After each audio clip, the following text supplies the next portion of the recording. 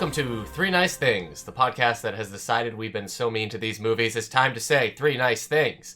You can find more about this show and others like it at our network's website, radiomeanwhile.com. Other shows on that network include Is It Classic, Does It Rock?, where we pick a band or artist and go through their discography album by album, track by track. There's Previously on X-Men, where we look back on X-Men comics, movies, shows, characters, and more. And Nostalgia Me This, a trip through nostalgic pop culture. You can share your thoughts on this and upcoming movies by following us on Facebook or Twitter at NiceThingsPod. And please rate, subscribe, and share the show on iTunes, Spotify, YouTube, wherever you get your podcast. Today we're talking about the 2013 film After Earth. I'm Eric Mickles, known online as duskvstweak, and with me is the co-host of the podcast, Nostalgia Me This, Kendra Mickles. Hello! And also sci-fi writer and streamer, Crystal Storm. Hello! Again, we're talking about After Earth. This is based on an original idea by Will Smith about a father and son crashing their car in the wilderness. After Earth took that concept into the future. Smith and his production company, Overbrook, contacted Gary Whitta, who was the screenwriter for the Book of Eli, and they contacted him to flesh out the idea. So I don't know how much of the story in general is Will Smith's original idea, but it sounds like the writer was excited by what Will Smith had suggested. I mean, it's interesting to see the original concept and then the movie we got. Okay. From what I read, the original concept was pretty much the same thing. They get their car crashes, they're in the wilderness, the son has to go and get help for the father. Right. So, right. It's one of those. So instead of like fighting aliens, he's probably just like fighting a bear or something. Yeah. Okay. It is interesting because the sci-fi element to this is not necessary. Like the fact that they're in the future, I feel, is not like, it's cool, but it, like, if we had just gotten a film of Will Smith and Jaden Smith trying to get out of the wilderness, I feel like that would have been just as exciting. I agree. Yeah, I agree. So Will Smith contacted M. Night Shyamalan to both wish him a happy birthday, which is on August 6th, which is the day before my birthday. Oh, look at that. Yay! And he also pitched him the movie, originally titled 1000 AE, which I don't think is which would become After Earth. What? It's Titan AE is the one I think about, yeah. After Earth is much better. Yeah. Much better. The director agreed, and Sony, with their first look deal with Smith's Overbrook, put the movie under Columbia Pictures. After Earth was filmed on a budget of $130 million. Upon its release, the movie went on to make $60 million in North America. But international audience helped bring the worldwide total to $240 million, according to Box Office Mojo. Unfortunately, that still makes this a bomb, and we'll get into that when we get into some other facts about the movie. At the time of recording, it has a critic score of 11% on Rotten Tomatoes, and an audience score of 36%. Now, where does this fall in his movies? What movie was just before this one? Right before this was Airbender. Oh, okay. Which and then did he take a break after this and then come back with The Visit? The Visit? I think that might line up. There might be something else in there I'm missing, but I think he missed The Visit. The Visit's a scary movie where the two kids go visit their grandparents, but things might be wrong. That Visit is scary. I did not see that one. Really? Yeah. I need to see this one. I couldn't believe that Eric went to go see that in theaters. I could not believe it. Well, okay, this brings me up to my first question. Crystal, are you an M. Night fan? Were you an M. Night fan? What's your hit? I have a love-hate relationship with M. Night, which I feel like a lot of people do. Yeah. I really, because here's my thing with M. Night. I think that he, in a lot of ways, is a very brilliant storyteller. Mm-hmm. I watched Split. I thought was really good. Mm-hmm. I enjoyed Split, and then I watched the most recent one where they're all together.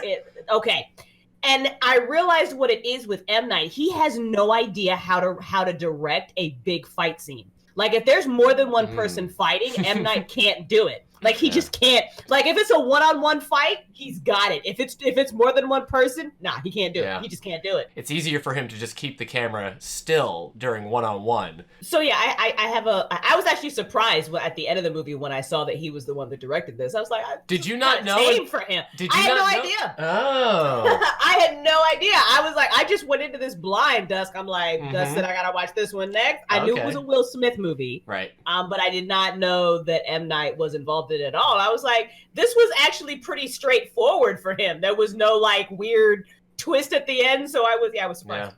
Yeah. Kendra, you're an M. Night fan. I tend to be the person who, when we go see an M. Night movie, everyone's like, that was terrible, and I'm always like, oh, I thought it was fine. Like, it wasn't the best thing I've ever seen, but it was pretty good. Like, for instance, I enjoyed Lady in the Water, whereas everyone else thought it was terrible. I think The Happening is not a great movie, but I think it's good.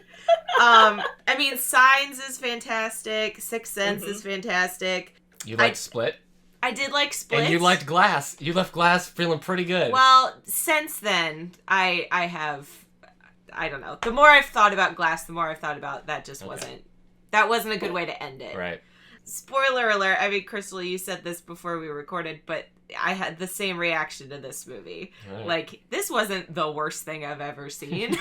Yeah, I actually don't understand why this movie got as low a score as it did. I can see maybe it being like a 50-60%, but for critics just to be like 11, I didn't even read any things that they said. I don't get it. I mean, if you kind of put it into perspective, like there was a lot of foreshadowing in this. Like you knew the ending was going to be one of those kind of cheesy feel-good moments for this kid, right? Yeah. So you should have expected that.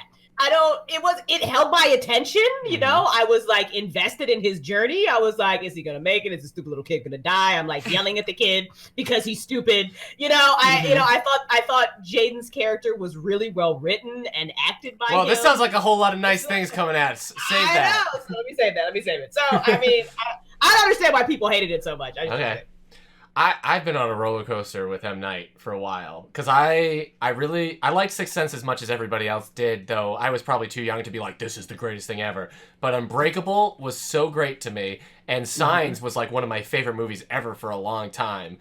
I started falling off a bit with The Village. I didn't like The Village that much, and I really didn't like Lady in the Water.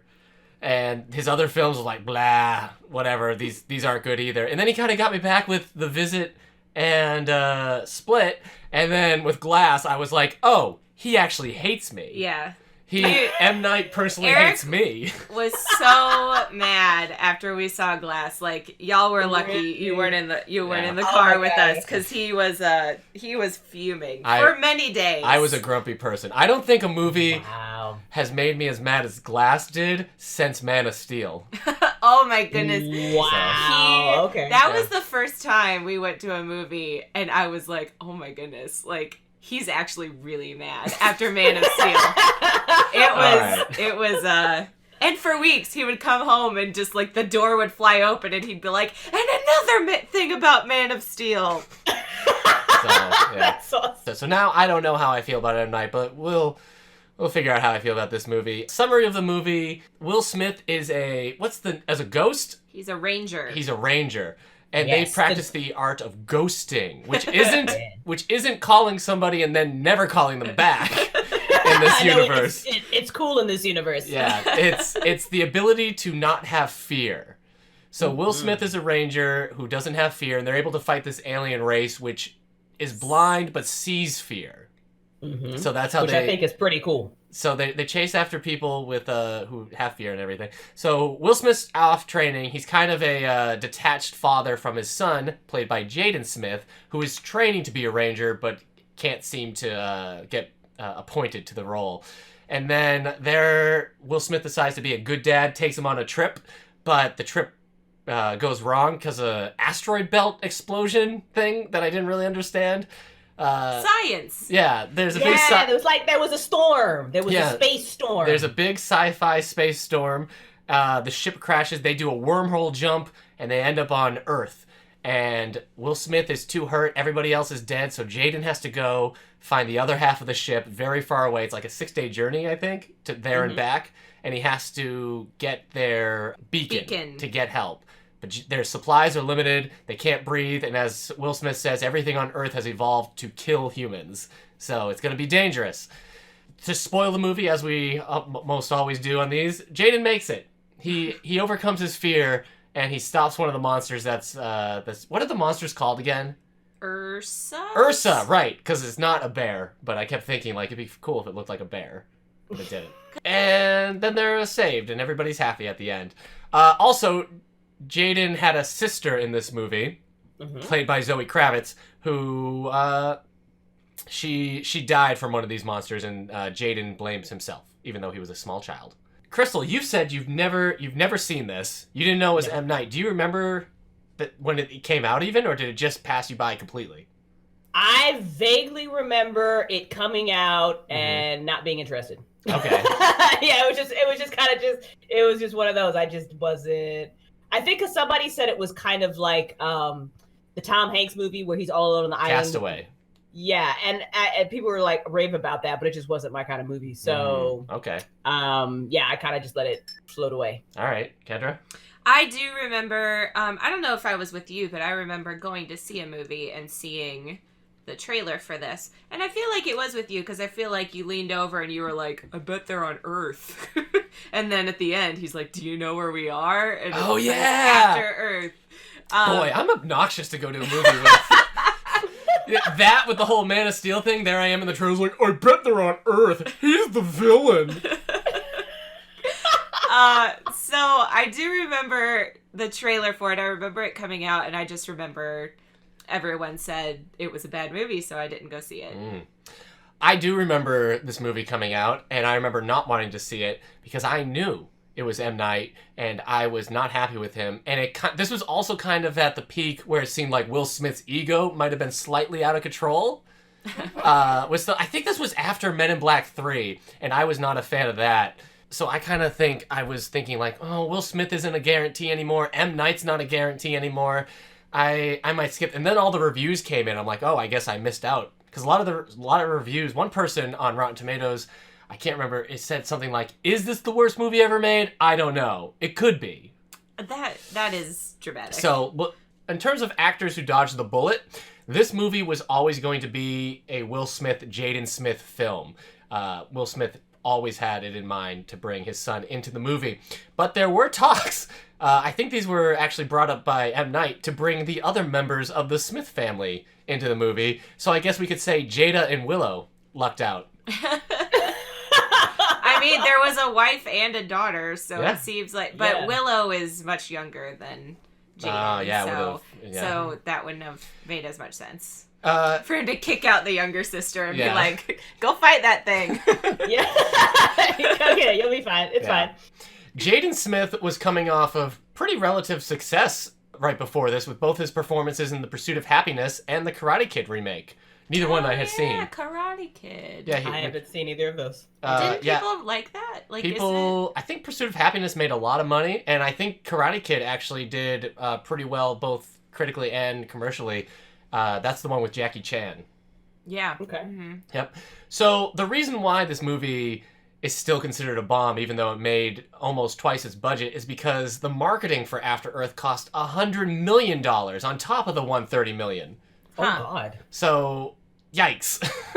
Woo. Now, it was apparently, I don't remember seeing this stuff, but they had stuff online on a site. They were revealing costumes and everything. So I guess it was a bigger push than I noticed. I don't think I had internet at the time because I was living in an apartment right after college, and I was like still siphoning the Wi-Fi off my local college.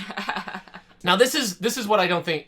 this is why I wanted to save the whole M. Night stuff. Because I don't know if you guys remember it, but when the movie came out, M. Night's name was nowhere to be seen on the marketing. Yes, I remember us talking about Probably that. on purpose. Well, yeah. Like, don't tell people, listen, and just talk about Will Smith. Just talk about Will Smith and Jade Smith. Don't talk about M. Night. Back when this trailer was coming out, it wasn't until I looked up the movie on... I must have been looking on Wikipedia or IMDb that I found out that it was M. Night. And when I asked a friend about the same thing, he hadn't either. It was previous guest of the show, Nick, I had talked to, and he's like, wow, they really buried the lead there. There was nothing in the trailers. It didn't say director of anything. You had to look for M. Night. You had to find out.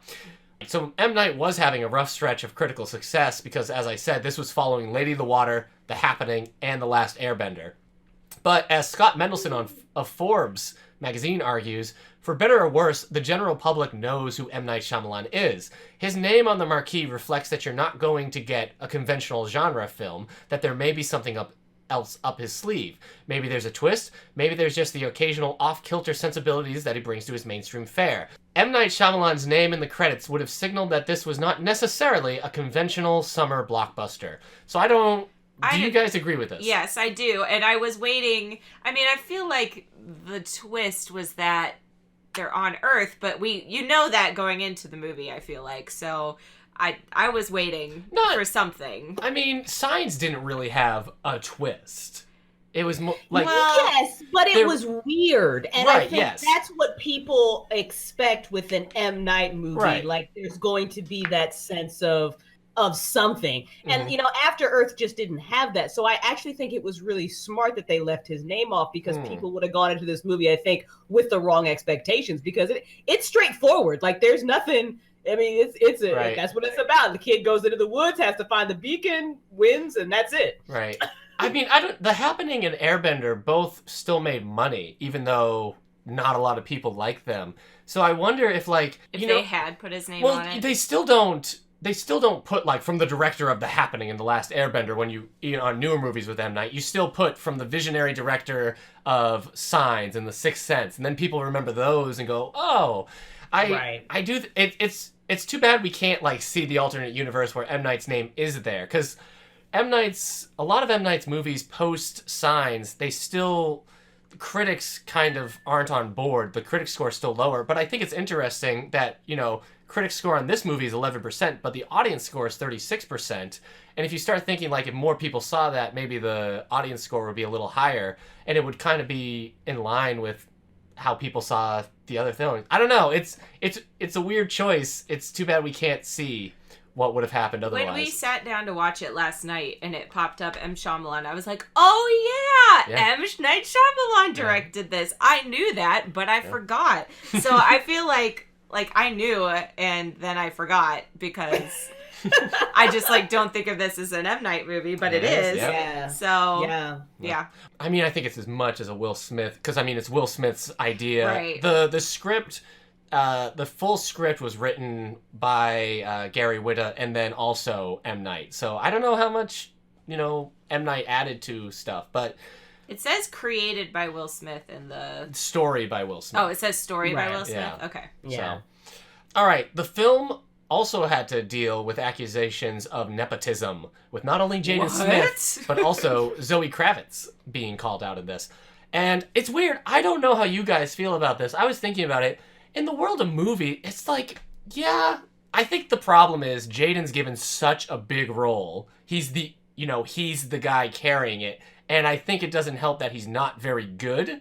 And I don't know. I found him not very good. Here's the thing. Because Jaden is not... I don't think he's a bad actor. I don't know. I don't think he conveyed well enough that the whole thing is that he has this fear. He has this PTSD that he can't deal with, but he never shows that on his face. When his dad is face actor. Yeah, when his dad is we're on Earth. His face doesn't change at all. Nothing. He doesn't have those little nuances with his face that Will Smith does. Yeah. So that didn't take away from me, but I can see how people might need a little bit more from him to be able to carry this movie. I think Jaden kind of felt out of his element, or just well, the other problem I think was a smaller fish at the moment, and he's very young still in this. He still doesn't seem he doesn't strike me as, I don't know how old he is, but he doesn't strike me as being 16 or 17. He still seems very... Yeah, he seems 15. He seems really young. But the other thing is the crazy accent that he was trying to do the whole movie that I could not figure out. It, at times it felt like a Southern accent, but then at times it felt kind of like a like a Frasier, like faux British thing. And it felt like he was trying to do an accent, and then it was weird. And I didn't understand it. But the thing about, like, nepotism in, like, movies is, like, this is Will Smith's... silly. This is Will Smith's production company. It's his movie, and it's like, yeah, if I was a big movie star and my son wanted to be an actor, I'm probably gonna, I've thought, like, when I was a teenager, like, someday I'm gonna make it big and I'll put my friends in it too. It's like, that's what people do. And they've done movies together before. Yeah. I don't understand the nepotism thing. Like, this was Will Smith's idea. He wanted to do a story about a father-son. What did they expect? Yeah. I don't get that. Like, what? If it wasn't Jaden, I feel like people would have been like, why wasn't your son in this? Yeah. It's a father-son thing. Yeah. Why was Zoe Kravitz? Well, just because her name is Zoe Kravitz, so she probably had a lot less loopholes to have to get through. Well, Zoe Kravitz is actually great, so... That's true. Yeah, Zoe Kravitz has awesome. gone on to do a lot of different stuff now. Plans for a trilogy were quickly squashed. I don't understand how you could have made a trilogy off this idea, but okay, I'm actually glad they were After Mars. Yeah. After Neptune. Yeah. Do you know where we are? I had to stop myself from making an off-color planetary joke. It's okay. After the failure of the movie, Will Smith did an interview with Esquire. That was a valuable lesson for me years ago with After Earth, Smith said. That was the most painful failure in my career. Aww. Wild Wild West was less painful than After Earth because my son was involved in After Earth and I let him into it. That was excruciating. Oh, that makes me sad. However, he continued to tell Esquire, I never would have looked at myself in that way. I was a guy who, when I was 15, my girlfriend cheated on me, and I decided that if I was number one, no woman would ever cheat on me. All I have to do is make sure that no one's ever better than me, and I'll have that love that my heart yearns for. And I never released that and moved into a mature way of looking at the world and my artistry and love until the failure of After Earth, when I had to accept that it's not a good source of creation. That Monday started a whole new phase of my life, a new concept. Only love is going to fill that hole. You can't win enough. You can't have enough money. You can't succeed enough. There is not enough. The only thing that will ever satiate that existential thirst is love. And I just remember that day I made the shift from wanting to be a winner to wanting to have the most powerful, deep, and beautiful relationships I could possibly have. So Will Smith got a happy After Earth ending. That's so good. See, you say that, and I'm sitting here thinking, you went into marriage with that kind of mindset, and it lasted that long? Very interesting.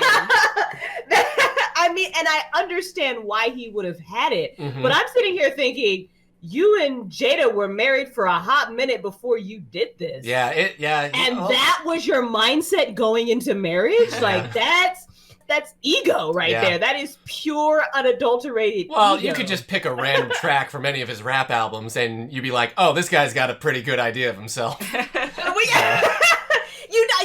That's interesting because even Will Smith he's got that kind of larger than life personality. Oh, yeah. But he's always been, but I've never thought of him as arrogant like that. He's always been like that fun, egotistical guy. Well, yeah, that was still like a nice guy, Well, I think that's part of his success that he's that he is like this. He's got this ego. He's got this sense of like, hey, I'm pretty great. I'm Will Smith, and you're not. But he's also been very nice.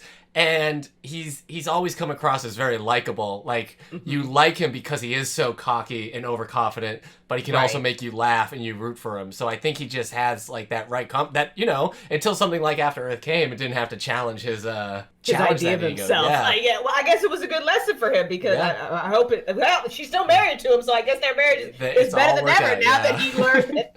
Maybe you should just love people and not. I don't. That's hilarious. But we're not here to critique Will Smith's psyche, and we're not here to talk about the history. You brought it up, Dusk. I guess I did. I wanted to show that there was a happy ending for. I don't know if Jaden was like, well, I didn't learn that.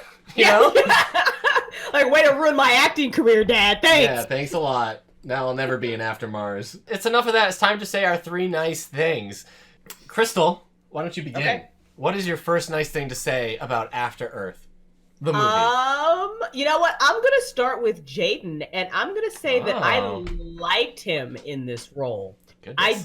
I did. I see what you were saying, Kendra, earlier. But for me, he was very believable in that I saw him as like this child who just couldn't overcome his fear and was just. I mean, he was just very childlike, and that you're not going to listen to your dad, and you're going to kind of do what you want to do. And even that moment at the falls where he's like, it's the worst possible moment for you to be throwing a temper tantrum and for you to, but he had a lot of things that he needed to express, and he expressed them. So it was just, and I thought Jane just did a really good job. If you kind of just took him on surface level of, this is a kid who's been trying really hard to deal with things and hasn't been able to deal with them, and he's just terrified all the time for really good reason. Right. I thought he did a really good job of showing that. Okay. Because I felt I don't have kids, but I felt, Will Smith's frustration where he's just like, you're running from nothing. You're running from nothing. Stop it. Stop doing that. Do not throw that rock. Do not. And he's just not listening. And that just that helplessness for this kid. So I thought he did a good job. I just looked it up. He was born in 98. So if if they were filming it the year before, he'd be 14. If it was closer, he'd be closer to 15. That's what he seems like. Yeah. So I was It's right exactly there. what he sees. Yeah, I mean, that's... Yeah. I agree with you. I think he did a good job. I really don't think he's terrible in this movie. I think I'm gonna say it's M. Night's fault that he, I don't know, that the face stuff wasn't there for me. And even like the part where all the monkeys are there and he throws the rock. It's so frustrating because to me, I was like, what are you doing? Like, I wish they had shown more, I don't know, made us see more that he's doing that because he's like not even hearing Will Smith. He's like so afraid. Like if they had like let us hear his heart pound. I don't know. Something would have been a clever way to maybe like zone it out. I don't know. They do this all the time in movies where all of a sudden we're like Will Smith is talking, but it sounds like distant background, and all you hear is like, there's a way they probably could have shot that. So better. I don't think a lot of stuff was his fault. With that scene, I thought it would have been better if maybe Jaden was doing the things Will Smith was telling him to do, and they weren't working, and so then the panic started coming in. He's like, do this, but then like, they're wild animals. They're unpredictable, so they, that stuff doesn't work. And now he's like, now I'm just gonna throw a rock. Yeah, he just went for like 0 if you're to 100, in the wilderness by yourself, the first thing you're gonna do when a monkey shows up is you're not going to throw a rock at it. I don't know. For people who haven't seen the movie, if you haven't seen the movie and you're listening to this, it's a baboon. It's a giant baboon. I'm sorry. So he's not like, it's not like a little helper monkey who's just hanging out. These are nasty monkeys. Kind of like, you mentioned it, they reminded me of the Tarzan. They stole Disney that Tarzan. scene from Tarzan, where he's being chased by the baboons. They totally did. It's like the same animal. But if you're 14 and you're terrified, I think that's like the whole point of him like, we're seeing why he failed his ranger test. Because we didn't really see that, all we saw was him running fast and looking really determined, and the guy was just like, nah, you're not a ranger. But we never saw why. And then he gets into the field, and now you're like, oh, this is why you're not a ranger. You don't listen, and you're an idiot. I appreciate your nice thing, Crystal, and Kendra agreeing with you, but I do feel that like Jaden was, I think you put an experienced actor, even an experienced 14 or 15-year-old in here. Yes. And I think critically, you might have a better performance out of that stuff. It was one of those things where it was like, I wish the roles were reversed and we were spending more time with Will Smith, because like we would enjoy that, like watching Will Smith do all this stuff, but it has to be like somebody who's inexperienced. So it almost okay, I'll go next. I actually had a fair critique, though. I think that is a really fair critique. This actually doesn't count as one of my I wasn't going to, but it is a nice thing. I think Zoe Kravitz creates a much better positive impression in this movie. The very little screen time she has, then she's just phenomenal. Right, than Jaden does. And it makes me wonder, like, in an alternate universe where Zoe Kravitz is playing maybe the daughter who's on this mission, she's there, would this not have been more compelling? Because, now we have the foresight of knowing Zoe Kravitz is pretty good. But even just in those, like, few flashbacks we see, I'm like, oh, she's kind of natural at this. Yeah. And I just... She was almost one of my nice things. Yeah, so I guess that... I won't count that. But I'll say my first nice thing is I liked the planet. I almost put Earth that too. or the other planet? No, I liked Earth. I Yeah. liked the representation of Earth in this movie. I like the idea that we've been gone 1,000 years and Earth has basically like reclaimed itself. There's this documentary called Life After People. I think it's called Life After People, Yeah. which it just kind of proposes like, what if humans just disappeared and were gone and everything was left on its own? You know, what would the Earth do? What would happen to all the buildings and everything? And just watching this, I'm like, I like this planet. I like when he, you know, goes out and you just see there's like, you know, the buffalo are back and the sky's just filled with birds. And then at the end of the movie, we see all the whales are back and everything. I'm like, boy, Earth would be better without us. That's real talk right there. I think I'm at two minds on this. I don't think there's enough done with it being Earth because Yes. at one point we see a dam that's still up, like a concrete dam. And I'm thinking like, oh, right. We used to have buildings here. And I don't think 1,000 years is long enough for everything to be gone like that. I'm pretty sure it takes a lot longer.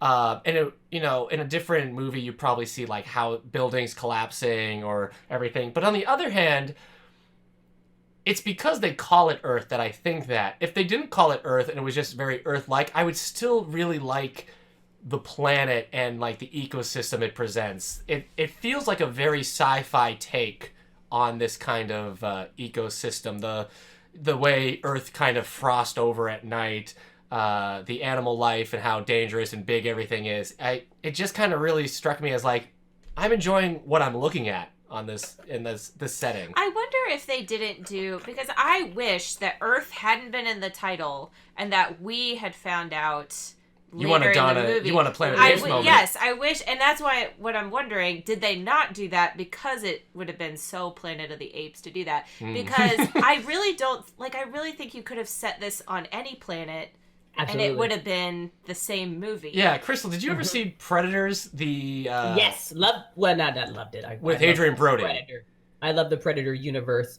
Predators was okay, but yeah, I saw it. Yeah, it has that kind of vibe, like planet-wise, like just a very like forest and green wilderness planet, and it like that wasn't Earth and Predators, but it still, you know, felt kind of familiar.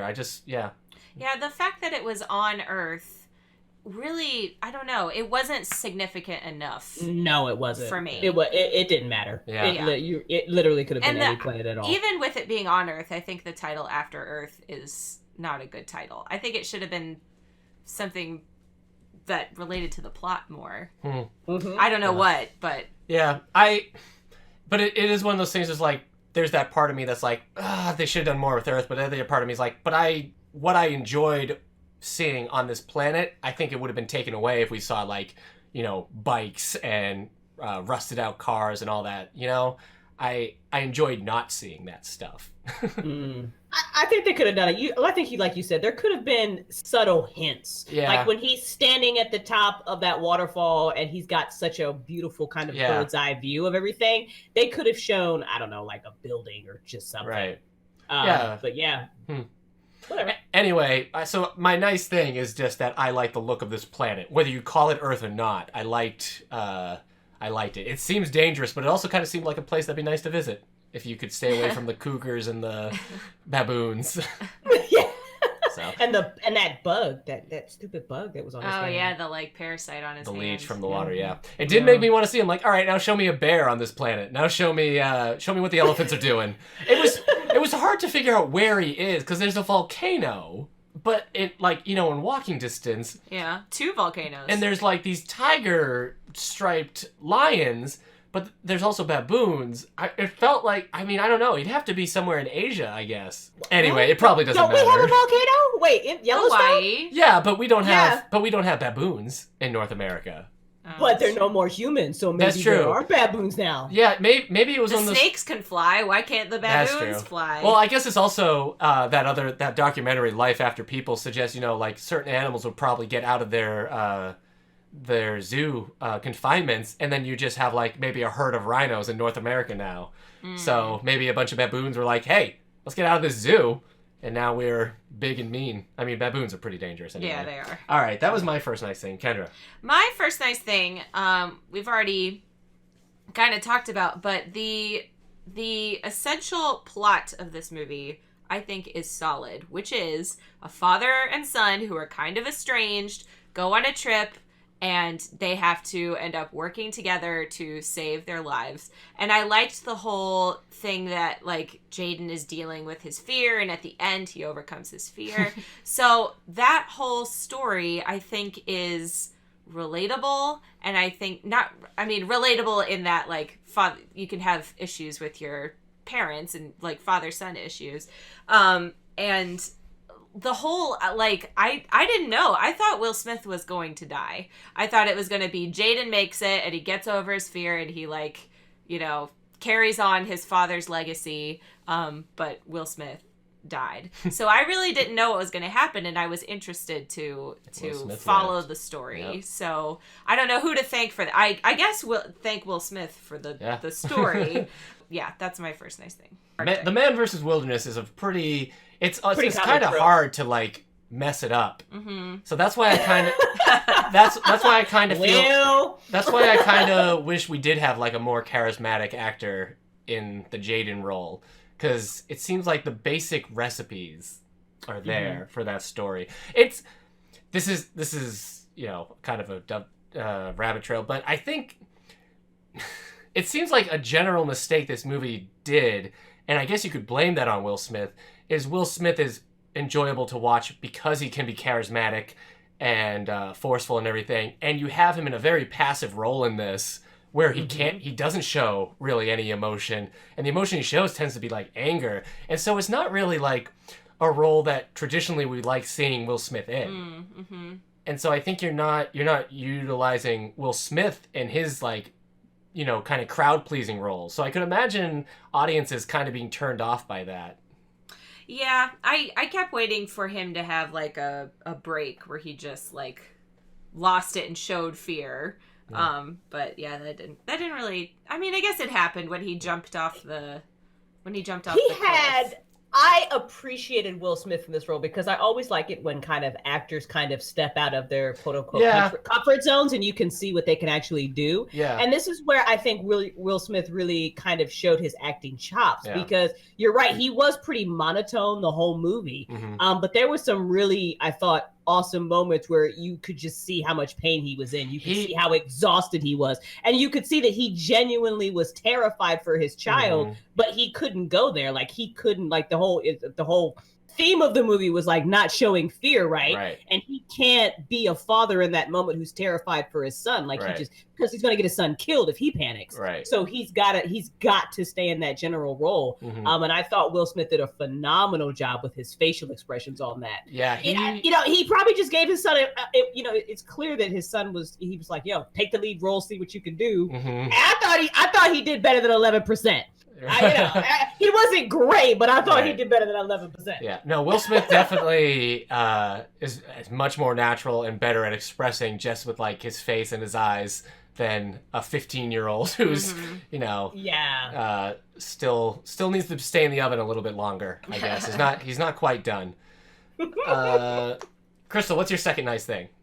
My second nice thing would be I really enjoyed some of the different things on Earth that can kill you. Okay. I like the way that Earth had changed a little bit. When Will Smith first came down and he was like, everything on this planet has been, is now all about killing mankind. Yeah. I expected it to kind of go in a different turn. I did not expect it to be as subtle as it was. Right. So it was literally just about that leech that, got on that poor kid's hand, and now he's literally I was stressed out in that moment. I was like, oh my God. That snake in the cave that could fly. Oh my God, F that. That's crazy. Whoa. Oh my God. I would not have survived in this movie.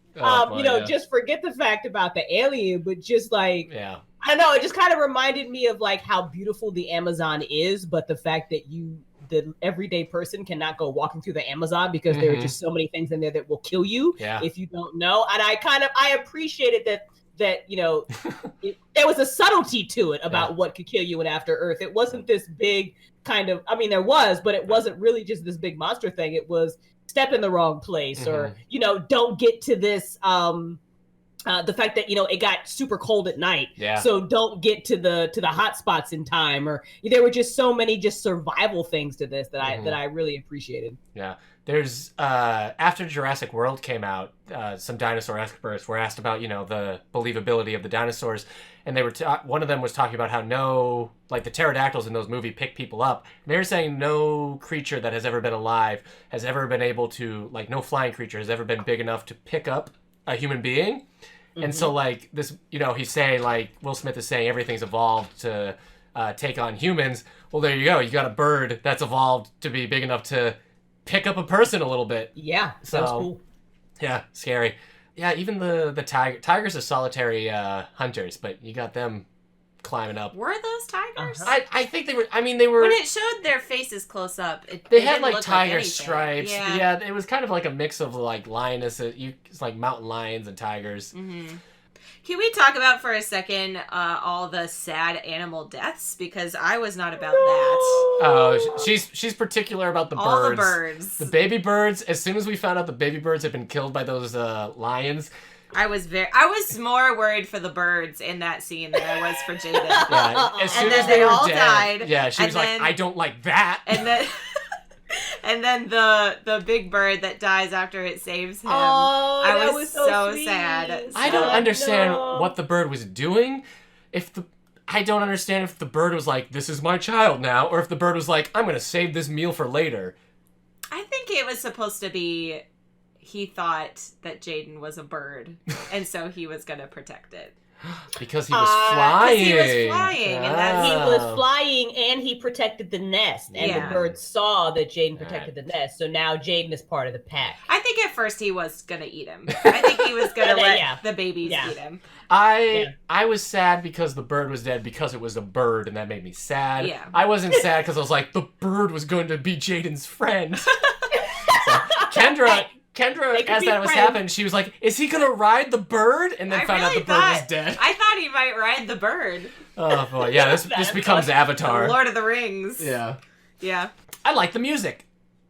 Really? Did you? Okay. I like the soundtrack. The soundtrack is by James Newton Howard, who has worked with, I don't know how long he's worked.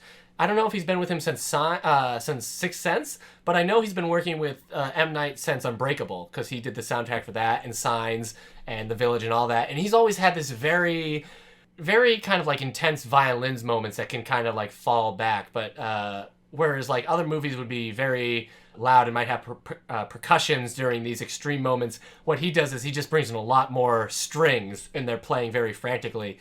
And I kind of forgot that he would be involved with this, but the music was reminding me a little bit too much of The Village.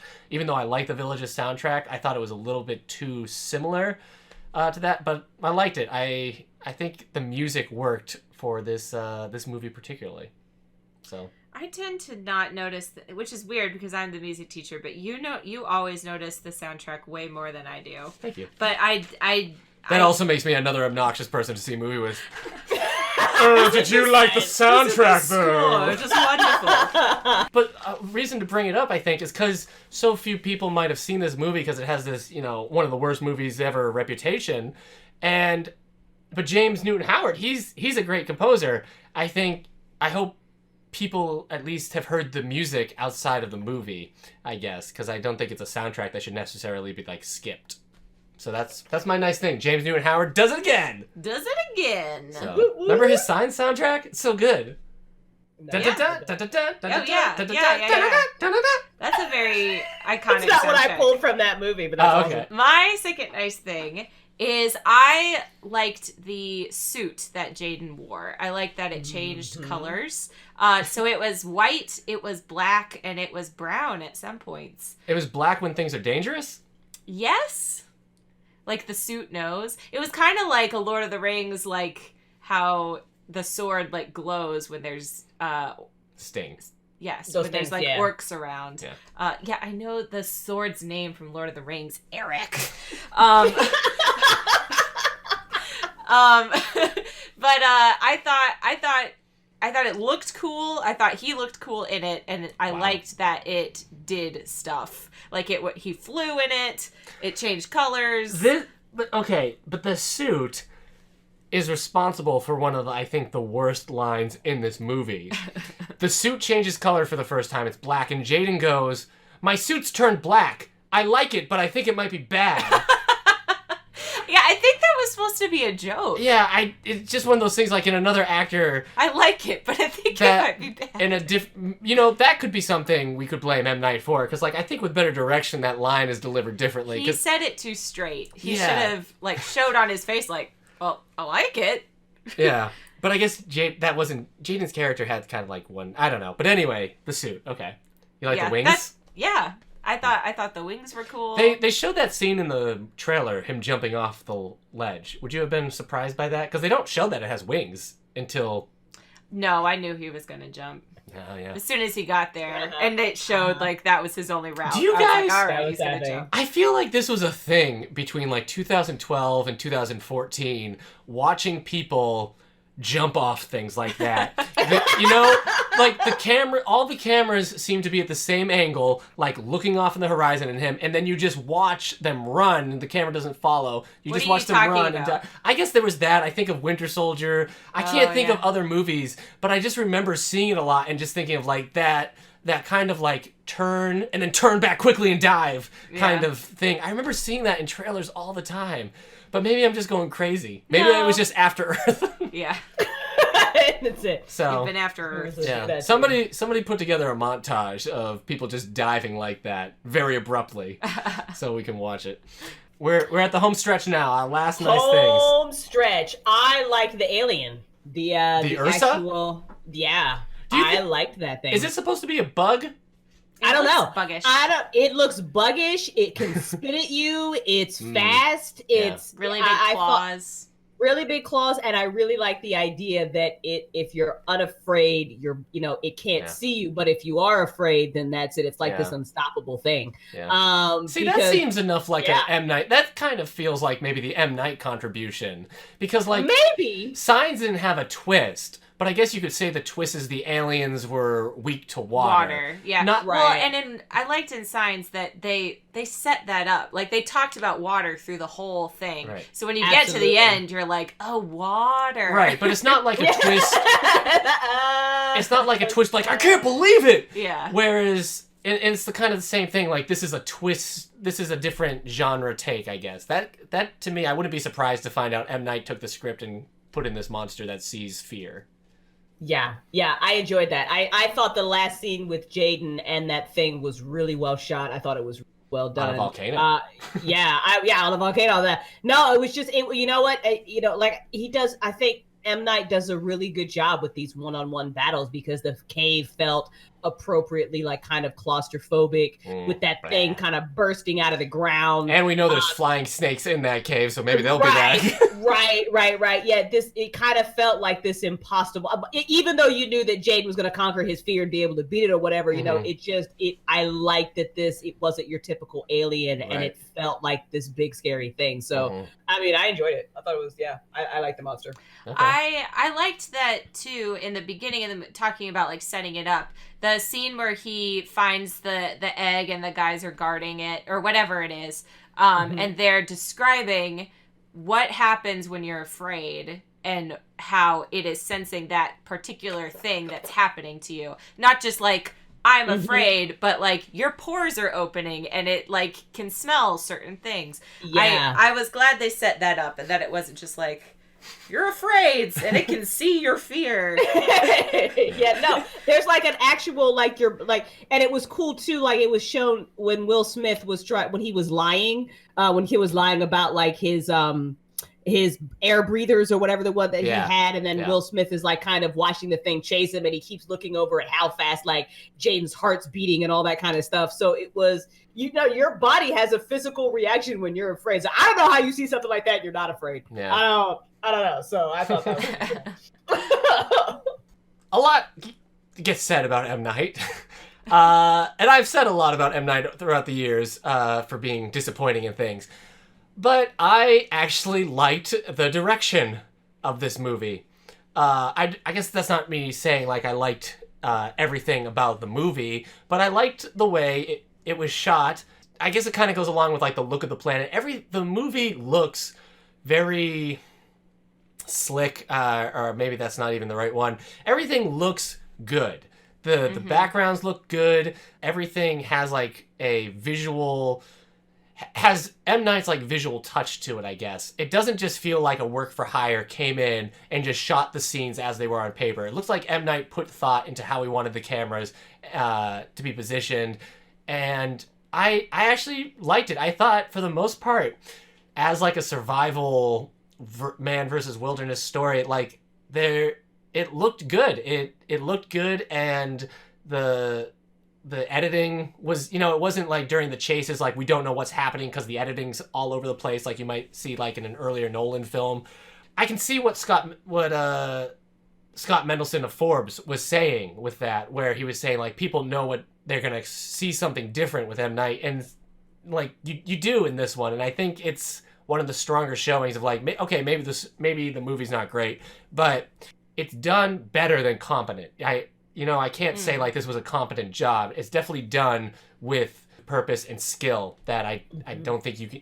I just did a podcast talking about X-Men 3 previously on X-Men, and the best we could say about Brett Ratner was that he's a competent director. He knows how to set up a shot, get the shot done, and then move on. But I definitely feel like M. Night put more thought, and I think it showed. I did find it hard to pinpoint, like, why was this not a good movie? Like, because I agree with you. I think it's shot very well. I think the story is good. So I had to, like, really think about, like, what was it that, like, made this movie not a good movie? And I think we've kind of talked about that. But I agree with you. I think M. Night, I think he knows what he's doing. And I think he has a vision. Yes, if you give him kind of focus, and I think he does really well with, smaller stories. I keep thinking of how The Last Airbender was just too big for him. That just wasn't, that was just entirely too big for him. Yeah.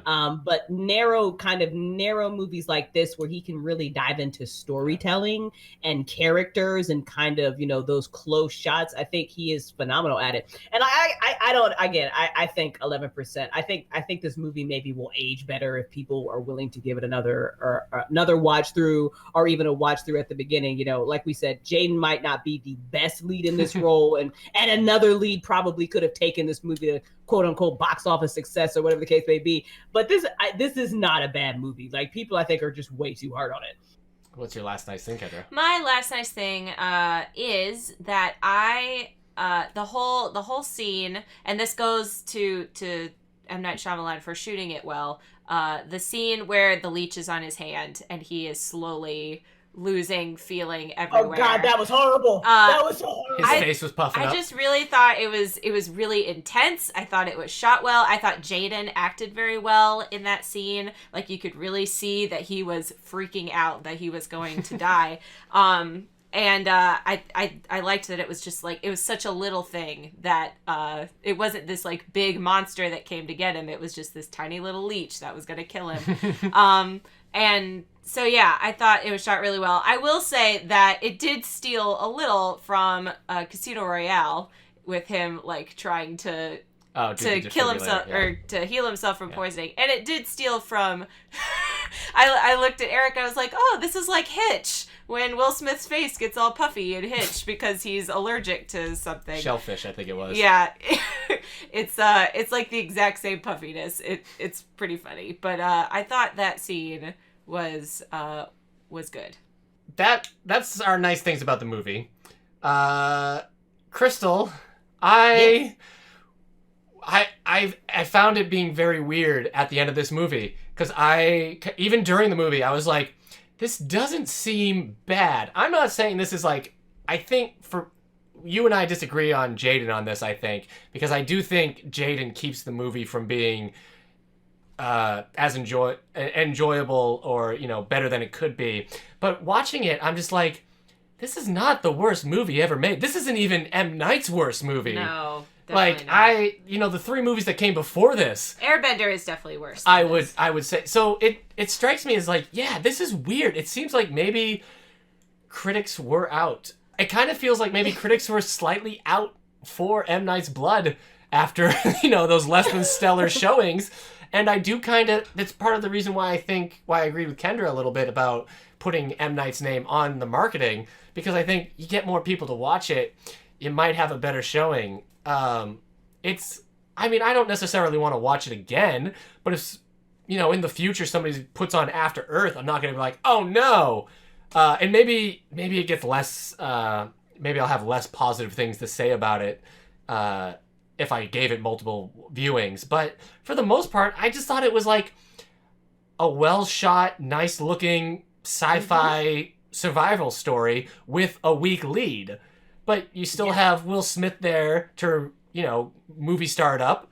And, yeah, I didn't really like the ending. You were talking about the bug thing. I didn't really think the last fight really necessarily did much for me, but I think like the general journey of it all was done in a way that, yeah, you're right, it should be like, it felt like it should be in the 50% at least. 50% critics. Mm-hmm. I would still see it having the rotten score on Rotten Tomato, but it is strange that it's like that some people like, this is one of the worst movies ever made. I'm like, is not it? Even close. I mean, is it though? This isn't the worst. This isn't the worst movie. It's not even the worst M. Shyamalan movie. Yeah, and this made some real big duds. So I'm just like, I don't know what you guys are so mad about. It's definitely not the worst one that we've done for this podcast. I've seen. Oh God. And, there's movies that have much higher that people love that I'm like, but this is terrible. I don't understand. If you gave me the option of watching After Earth or Fast Five, I'm gonna argue for After Earth.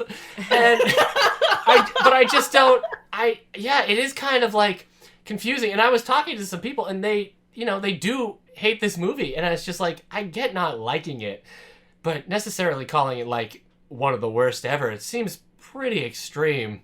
No, so I thought it was fine. I think it's a survival movie, and I think if you like survival movies with a sci-fi aspect, I think you're gonna think it's fine. I think it's one of those things now where the reputation is out there that this is one of the worst movies ever made, and so it's never going to get past that, because it's just going to be right, because people will hear that and think, and then even if they watch it, so I'm not even going to watch it. But then if they do watch it, they're going to kind of go with that. And I'm like, again, I don't think it's great, but I would never say worst movie ever. So and I wonder, because I actually went into this movie having very low expectations and was pleasantly surprised. That's me. So I wonder if maybe if I had different expectations for this movie, if I would have felt different about it. So I guess now everybody who thinks that it's a bad movie should really just go watch it and think, I wouldn't go in there expecting like Will Smith's best movie or even M. Night's best movie. Like, not even Jaden's best movie. Not even his best movie either. But again, that's just, I think they were just being mean. I don't know. I almost like they wanted to give Will Smith a loss. They wanted, I don't know. They were just, I feel like critics were just like, we're just going to tear these guys down. I'm with you on, I watched this with very low, I was kind of like, almost like, having a panic attack. I was having to talk him down. Yeah. He was like, why are we doing this? And I was like, it's not going to be that bad. Because everything I've heard about it, it's like, it's plotting, it's slow, it's boring, it's dull, it's directionless, and all this. And there is stupid stuff in it, like Will Smith's character is basically called Cypher Rage, which is I can't believe he didn't mention that earlier. Which is as dumb as you can get. But you stop remembering that his name is Cypher Rage, and like as I'm watching, I'm like, I thought we were like wasting our Friday night watching this as our movie, but at the end I'm like, yeah, I guess I had a good time. It was not boring or plotting, I don't think. No, it held my attention. Yeah. I was not at no point in this movie was I bored. This podcast has been a weird one, because I also left like Dragon Ball Evolution going like, I had a good time. Well, that's strange. I think you're wrong. But like, there have been some movies that I'm like, this is supposed to be terrible, and then I see it for the first time, I'm like, enough of that. That's as nice as we're going to be on this episode. Crystal, where can people find you?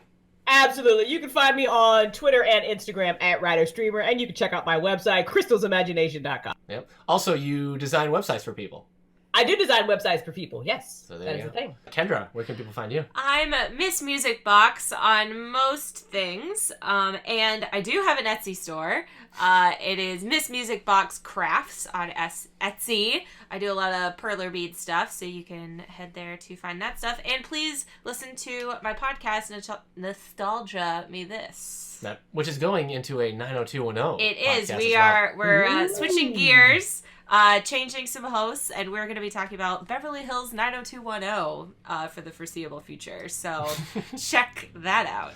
That's awesome. I am duskvstweak everywhere online, and apart from the other shows on radio, meanwhile, such as Previously on X and Is It Classic, Does It Rock, I'm the co-host of the podcast, The All the Book Show. Actually, coming up on All the Book Show and Previously on X, some exclusive interviews with comic book legend Steve Englehart. Woohoo! Thank you to Prophetic Music for our theme song. Join us in upcoming episodes as we say more nice things about bad movies.